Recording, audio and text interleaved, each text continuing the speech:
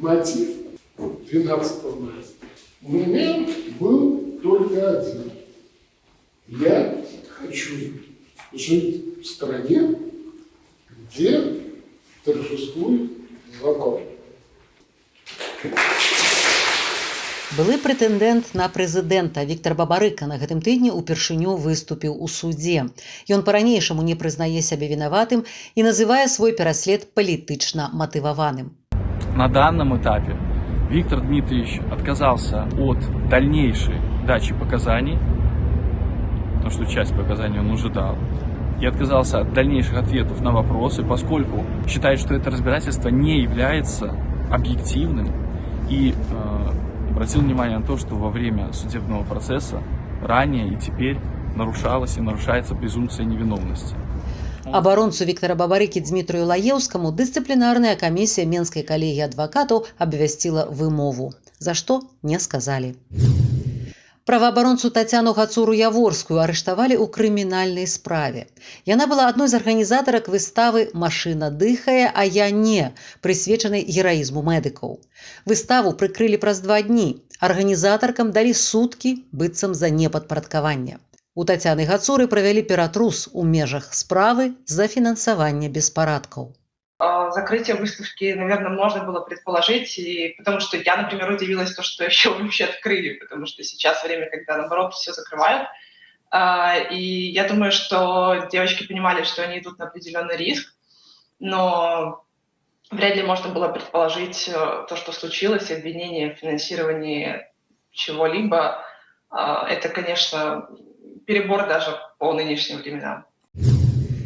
31гадоваму жыхару Слоніму далі 7 сутак і канфіскавалі аўтамабіль з пагоняй і бел-чырвона-белым сцягам. Сімволіку расцанілі як пікет, а машыну канфіскавалі як арудзіе правапарушэння, хаця ў законе згадкі пра такое няма.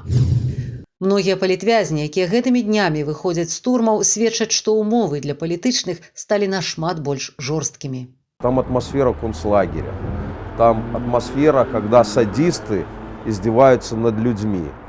Забросили два ведра хлора, и у всех через 20-30 секунд потекли слезы, нос, начался кашель, рвотные рефлексы, лица начали краснеть, начали задыхаться. Мне было не хуже всех, я вас уверяю. Потому что там был парень, который мне казалось, что он потеряет сознание или уже теряет сознание. Все осужденные или которых содержат в СИЗО в колониях по политически мотивированным делам, они по факту властями считаются политзаключенными, и отношение к ним, естественно, как, скажем так, как к военнопленным. Вот. И значительно им сидится как бы тяжелее, чем обыкновенным заключенным. Сотні тысяч ахвяраў палітычнага пераследу ў Беларусі будуць рэабілітаваныя.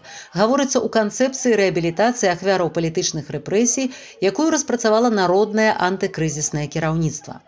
Канцэпцыя прадугледжвае як вызваленне людзей, кінутых у турмы і СІЗА з палітычных матываў, так і дапамогу і кампенсацыі іншым пацярпелым ад незаконных дзеянняў улады. Для того, чтобы восстановить права людей, вернуть им утраченное по возможности. В концепции тоже это предусмотрено, как минимум 4 источника финансирования. Это и бюджетные средства, и добровольные какие-то пожертвования, и помощь международных партнеров, и, конечно же, это формирование этих средств за счет взыскания с лиц виновных как в совершении преступлений, так и иных незаконных действий в отношении репрессированных. Пакуль у Беларусі воююць са сваімі, шмат хто пачынае трывожыцца, што краіну могуць уцягнуць у чужыя разборкі. Абвастрэнне вайсковай сітуацыі на Донбасе і расійска-украінскіх адносінаў. Якая роля можа дастацца Беларусі ў канфлікце паміж суседзямі? Но я не думаю, што зараз з боку Беларусі будзе пагроза менавіта транзіта расійскіх войскаў альбо там некага наступу на Украіну. І тут пытанне не ў стаўленні Лукашэнкі.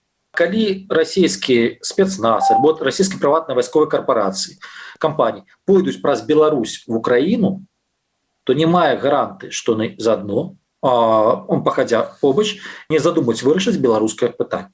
Лукашенко гэтага панічна баіцца. І гэта пытанне не патрыятызму, гэта пытанне не добрага стаўлення да Украіны, гэта пытанне асабістай любові да сваёй улады.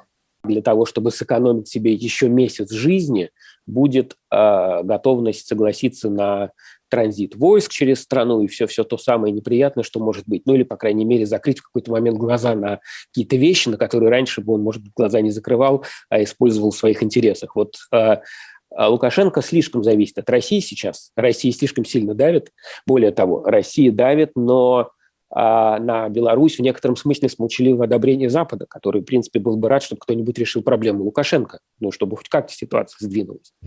Сам же Александр Лукашенко пачаў пагаворваць пра згортванне дыпламатычнай прысутнасці Беларусі ў тых краінах, якія замарозілі з ім контакты. В ряде стран наш многолетний опыт свидетельствует о том, что перспективы белорусского дипломатического присутствия там не просматриваются. Так зачем нам сохранять свои посольства, тратить бюджетные средства на их содержание? К чему там полный штат дипломатов, отвечающих за направления, которые поставлены на паузу? Я, в общем-то, смотрю на это больше как на некий сигнал того, что официальный Минск не нуждается ни в каком диалоге.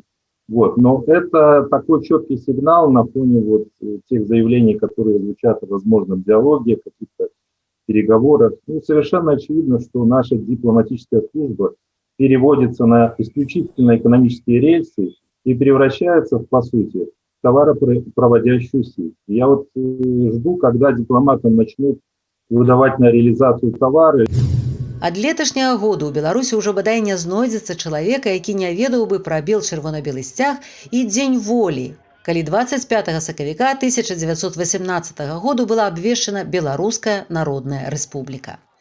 Рада БНР ад савецкіх часоў дзейнічала на эміграцыі, ніколі не перадаўшы свае паўнамоцтвы савецкім кіраўнікам. Гэтымі днямі 85 гадоў адзначае старшыня Рады БНР Івонка Сурвіла. Народ наш надзвычай мае шмат талентаў. І так шкада, што не мае, фактычна не шкада, я не шкадую, я ганаруся гэтым, што ён не ёсць такім ваяўнічым, як шматлікія народы ў свеце. Мы спакойны народ, цывілізаваны, памяркоўны, добры, мы добрыя людзі. Як не любіць такі народ? Я думаю, што кожны беларус мусіў бы адчуваць гэта і адчуваць тую любоў адзін да другога.